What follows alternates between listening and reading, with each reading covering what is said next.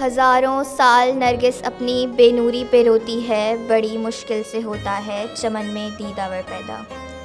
یہ تھے ہمدرد public school کے سیکنڈری سیکشن کے طالب علم سید محمد شجاع، جنہوں نے بڑے پر اثر انداز میں حکیم محمد سعید شہید کے افکار کو آپ کے سامنے پیش کیا۔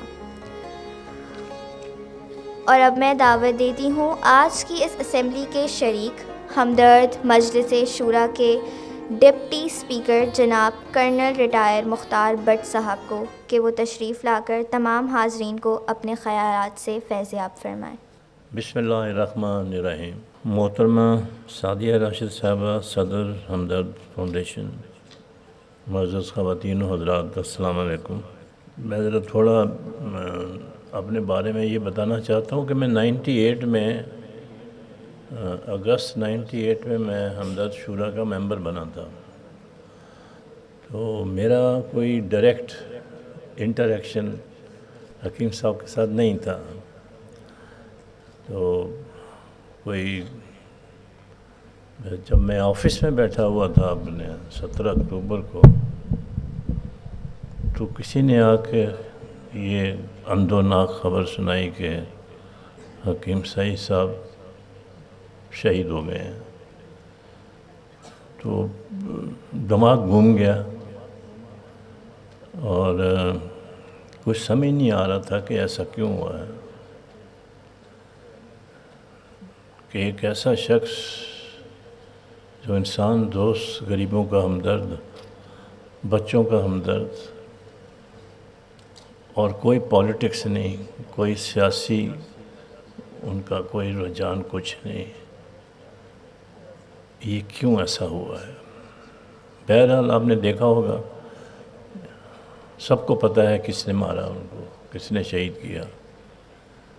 تو بھی آپ دیکھ لیں کتنا عرصہ ہو گیا ہے، قاتل دناتے پھر رہے ہیں، مگر اسٹیٹ جو ہے پاور لیس ہو گئی ہوئی ہے۔ They are not in a position to arrest the culprits. That is very unfortunate. Hakim Muhammad سعید شہید ایک ممتاز معالج، اسکالر، مصنف اور بالخصوص بچوں سے محبت کرنے والے انسان دوست تھے، جنہوں نے صرف طب کے شعبے میں نمایاں خدمات انجام دیں بلکہ بچوں کی تعلیم کے لیے اپنی پوری زندگی وقف کر دی۔ حکیم محمد سعید شہید کی ہمہ جات شخصیت کا کرتاس قلم کے ذریعے احاطہ کرنا ممکن نہیں ہے۔ انہوں نے اسلامی تعلیمات کی روشنی میں زندگی کے ایک ایک لمحے کو حیات مستعار کے آخری سانس تک جس طرح مکمل منصوبہ بندی کے ساتھ بھرپور انداز میں گزارا، وہ قابل رشک ہے۔ حکیم محمد سعید کو بچوں کے لیے کام کرنے والے اداروں اور ان اداروں سے وابستہ افراد سے والہانہ لگاؤ اور پیار تھا۔ وہ ان کی حوصلہ افزائی اور عزت و تکریم میں کوئی کسر اٹھا نہیں رکھتے تھے۔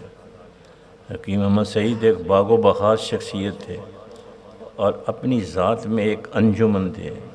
جیسا کہ اوپر عرض کیا ہے، انہیں تعلیم سے خاص محبت تھی۔ وہ کہا کرتے تھے کہ سارے پاکستان کا مجھے اختیار مل جائے تو میں 5 سال میں اس کو تعلیم کے جوہر سے بھر دوں اور پاکستان کی نوجوان نسل کو تعلیم کے زیور سے آراستہ کر دوں۔ مدینہ الحکمت ان کے اس ارادے کی تکمیل کا مظہر تھا۔ حکیم محمد سعید ایک بین الاقوامی شخصیت تھے۔ ان کے کارہائے شمار کرنا مشکل ہے، شاید وہ واحد شخصیت ہیں جو پاکستان سے سچی محبت کرتے تھے۔ وہ ہر وقت پاکستان کی بہتری اور بچوں کے لیے فکر مند رہتے تھے۔ بچوں سے غفلت برتنے کے نتیجے میں آج دیکھ لیں آپ 2.5 کروڑ بچے تعلیم کے بغیر پھر رہے ہیں۔ ان کی منفرد سوچ کو ملک میں ہر وقت جمہوریت کا چرچا ہو لیکن پارلیمنٹ کی روح سے محروم ہو، ان حالات میں عوام کی حالت نہیں بدل سکتی، جس کا کہ مظاہرہ آج کل آپ دیکھ رہے ہیں۔ اس لیے عوامی شعور پیدا کرنے کے لیے انہوں نے 1961 میں شام ہمدرد کے نام سے ایک مشاورتی فورم کی بنیاد رکھی۔ اس میں ایسے لوگوں کا انتخاب کیا گیا جو حقیقی معنوں میں ملک کے بگڑے ہوئے حالات کو بہتر کرنے میں اپنا حصہ ڈال سکیں، جن کا تعلق تعلیم، تحقیق، ادب اور قانون سازی سے۔ یہ سلسلہ 35 برس تک جاری رہا۔ پھر 1994 کے آخر میں انہوں نے فیصلہ کیا کہ شام ہمدرد کا دائرہ عمل بڑھایا جائے، اس کو شورا ہمدرد میں تبدیل کیا اور مختلف طبقوں کے حضرات کو ممبر بننے کی دعوت دی۔ لوگ درجوک شامل ہوتے رہے، لیکن انہوں نے بنیادی اصولوں پر کبھی سمجھوتا نہیں کیا۔ وہ سفارشی کلچر کو قطعی پسند نہیں کرتے تھے۔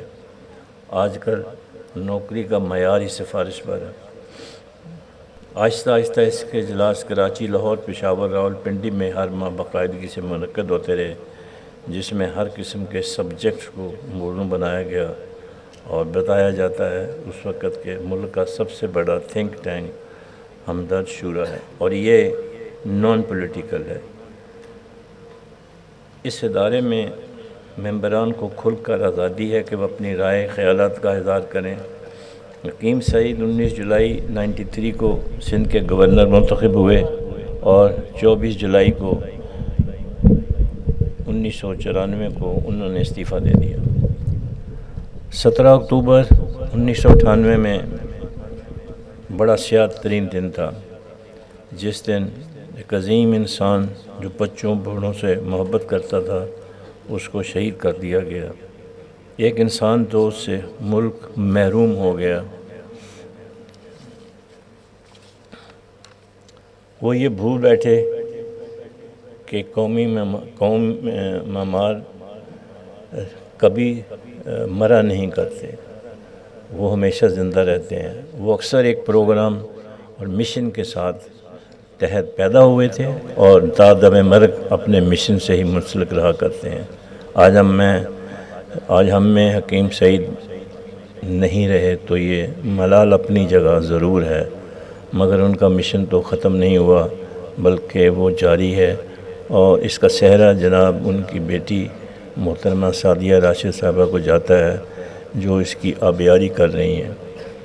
ہزاروں سال نرگس اپنی بے نوری پہ روتی ہے، بڑی مشکل سے ہوتا ہے چمن میں دیدہ بر پیدا۔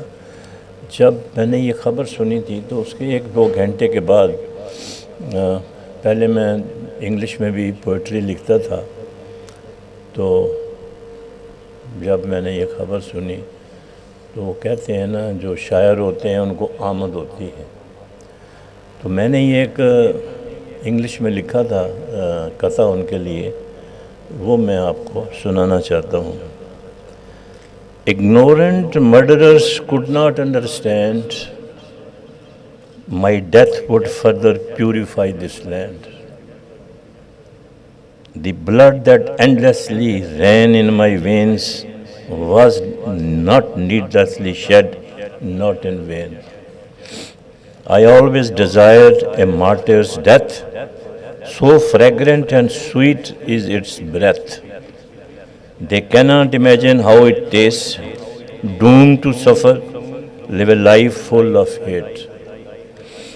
They will meet their own bitter end, my murderers who played in someone's hands. I pardon and leave them to Allah's mercy. This cruel world is only but infant's nursery.